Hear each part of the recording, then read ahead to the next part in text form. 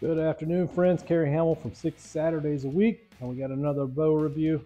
Today I'm excited to bring to you the RX-8 Ultra from Hoyt. So the first thing we'll do the down and dirty on the spec. So it's 332 feet per second. It's what this thing's rated at.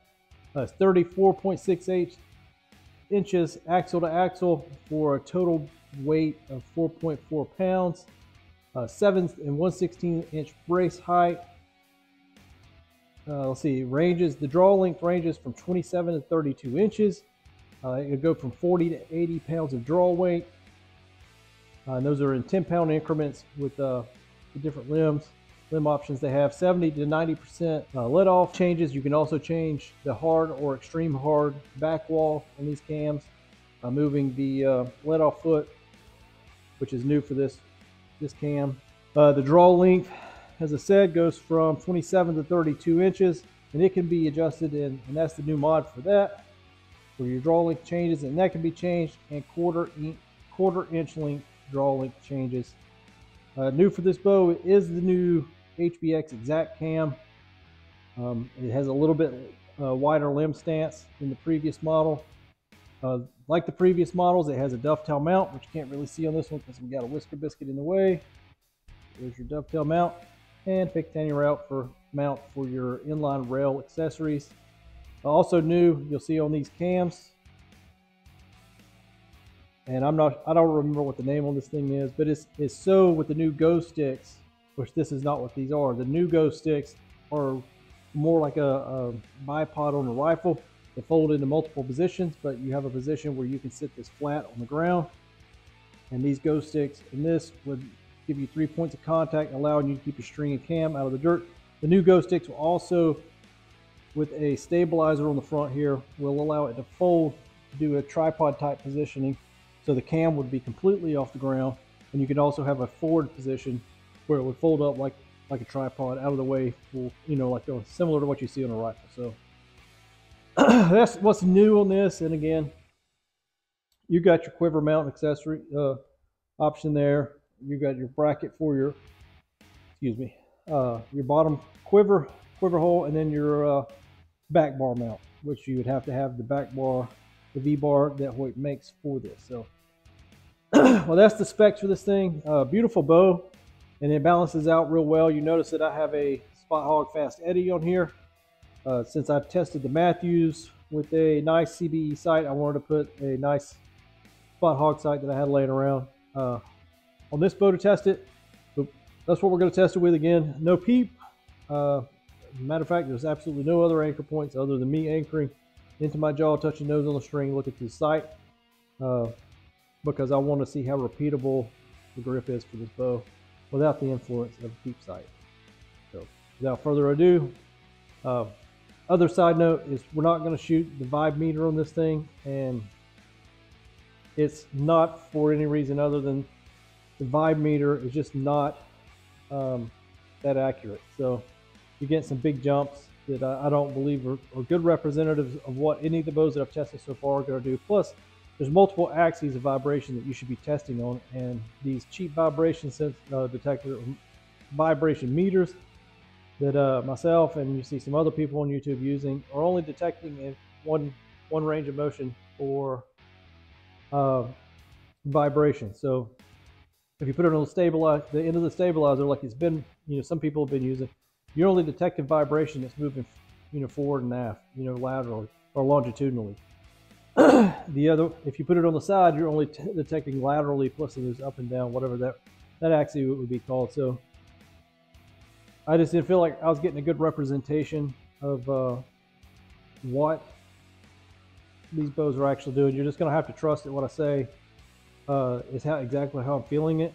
And so far, I mean, you could put a blanket over all the bows I've tested as far as vibration level, and that could be just because there's not a lot that the human you can detect, as far as change. So without further ado, and the same thing goes with the decibel meter. I was watching Archery Universe, I think was the guy, and he was standing 5 feet from his target and shooting a bow, and he had a decibel meter, and he was giving readings. And I posed the question as well, how do you know that your decibel meter is it picking up sound from the arrow impacting the target? Because clearly there was a sound being made from the arrow impacting the target. And so I've quit doing that as well. So I just don't think that, sitting on a range, shooting the bow at a close distance at a target and then looking at a decibel meter gives you an accurate representation of how much sound these bows are making. The vibe meter doesn't give you a full picture, what kind of vibrations the bows are giving you. About the only measure is the chronograph for performance, and our local one got shot, so is what it is, right? So, all right, on to actually shooting the bow, so stay tuned. All right, so we're getting ready to test the RX-8 Ultra from Hoyt. So one of their new offerings this year. It's a beautiful bow. So first thing we'll do is we'll draw it back, see how it feels. Like in our previous test, we're going to be using these Ultra arrows. These are the 166 Centrum Premier, so it's the .001 straightness. These things come in around 448 grains.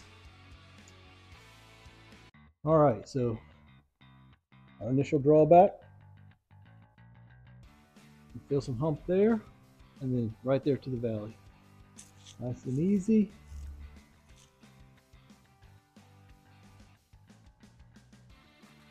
Like no stabilizers, it holds really well. Coming up on target. On our bullseye.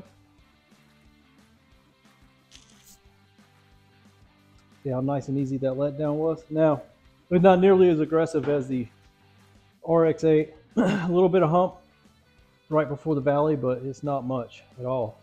Pretty smooth, consistent draw, to be quite honest with you. We'll draw it back again and shoot. Just nice draw, nice normal draw without the pause trying to fill those humps. So, oh, nice and easy right there. And just sits there on the shot. That was nice.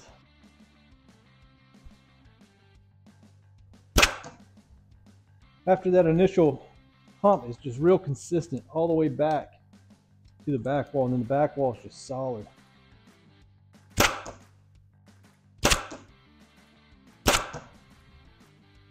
All right, let's go pull those arrows.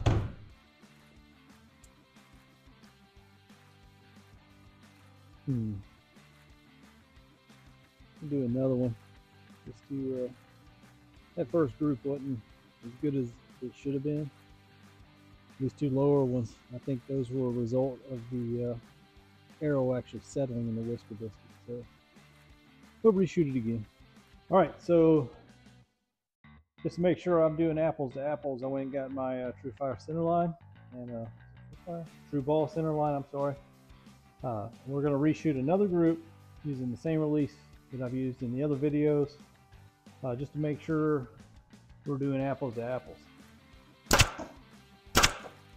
I tell you what, I don't think there's a better draw and release on the market this year.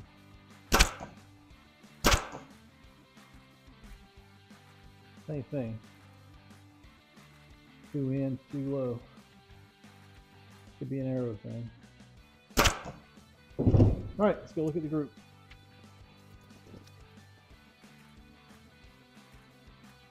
Yeah, nothing really changed. I still got a couple that want to fly a little bit low, but not bad. Like I said, there's no knocking point other than my nose touching the string and looking down the sight. So pretty solid group. All right, friends. So the conclusion to our review of the RX-8 Ultra by Hoyt. So start off as usual, do an analysis of the shot process. So the draw, I really like it. I know that first time I drew it slow, felt like there was kind of a hump at the back end, but when you just do one continuous draw, it's just nice, and you get over that initial like 2 to 3 inches in, you get a hump, and then it just, when it breaks, it just drops into the back wall as a consistent linear pull, and it's nice and easy. I liked it. The hold is pretty good. I mean, I would think I probably need some kind of little stabilizer on it to kind of slow down a little bit of the oscillation up front. It wasn't too bad, maybe a little back bar, but the 4.5 pounds with this spot hog on the front of it. So this bow is 4.4 pounds. I have the spot hog on the front of it, and it balances out really well. The after shot, so you draw the It's got a nice hold on target, and the after shot on this thing, I've shot it without the sight on it, and it's amazing. It just sits in your hand. It's just dead. You don't feel like with the regular RX-8 and a little bit more aggressive cam, it wants to jump a little bit. Same thing with the Bear Persist. It wants to jump a little bit. But these 8 Ultras, they're just dead once you release them. And as far as repeatable, you know, there could be a little discretion with me shooting, going from my, you know, the elites that I own, shooting them off the riser, and then coming and shooting the grip like this. Sometimes I do struggle a little bit, so that could be the variance in there. And this D loop wasn't tied for my knock; it was tied for something they were shooting in the shop. It has a much bigger knock on it, so you know, you could iron out those inconsistencies in those groups down there, where those probably just a little bit more of me getting used to this particular grip and changing that D loop a little bit. But other than that, the fit and finish is fantastic. I like the incremental draw, you know, 1 1¼ inch incremental draw length adjustments that you can make. 75, 80, 85% let off change is a great option, and in my opinion, that's where Matthew struggles against these other manufacturers, is how adjustable you can get your bow at home without having to go see a dealer. And as much as I like the switch weight cams that Matthew uses, I think I really like these HBXs a little bit more. They're very similar in how they build up at the front, and they don't have a valley that just falls into the back wall. They glide into the back wall, I think is the best way I could describe it.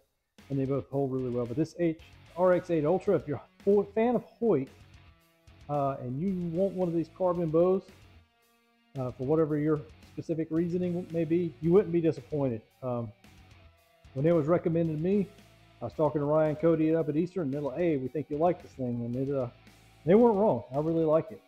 I like to shoot it with the new Ghost sticks on it. I think those would be better than these. As I was shooting them, I noticed they came loose. And I probably picked up a little bit of that noise in the video, but overall, I really like it. It's a very, very good option. For this and the Lift 33 to be the Cadillacs of the two big manufacturers to come out this year, so Hoyt and Matthews, I don't think either one of them would disappoint. This is a really good bow, though. I really like this RX-8 Ultra. I like this, I think they call this Evergreen, the color, and it's a beautiful bow. They did a great job. And also, as always, you know, if you're in Eastern North Carolina and you're interested in one of these bows, go over to Eastern Outfitters, see Ryan and Cody, and ask them to test shoot these. Those guys have always taken really good care of me. They always, you know, if I have a question that I can't solve here at my own home shop, they always take the time to answer any questions and resolve any tuning issues I may have. They've taken care of all my friends that go up there. Anybody that's, you know, follow the channel that's in the local area that has questions, and they go up there, they always get taken care of. They're the kind of guys that they amplify the motto of archers helping archers. So go see those guys. Best bow shop in Eastern North Carolina. They're at Eastern Outfitters in Richlands. You can't go wrong. And if you want one of these, you better go see them, because like I said in the previous videos, I went to get a Lift 29 for test, and they were all gone. The RXs that they had, they got this one and 1.8 left from their initial order. So if you're interested, you better go see them. They're selling like hotcakes. But RX-8 Ultra, heck of a bow, great shooting platform, and you know, it'd be very versatile. You want to go out in the field and hunt, it'd be a good platform. You want to take it out west, somewhere you might want a little bit more ATA. Be good for that too, with the lightweight, you know, with the lightweight riser. And then if you wanted to hang it in a tree and saddle hunt, again, a lightweight option, it would be good for that as well. So, as always, God bless. Thanks for watching. Like, subscribe, comment. Tell us what you want to see in the video. If you want to see some other type of bow tested, we're planning on doing the Elite Ethos or Kairos. They're the same bow, just one's for short draw length, and the Bowtech Carbon 1. And then we may get back into some mid-tier price point bows, since that's kind of the cat's meow and archery sale. But and that seems to be what a lot of people are interested in, with those price point bows. So as always, God bless you, shoot straight, and I hope you have good luck the rest of your season.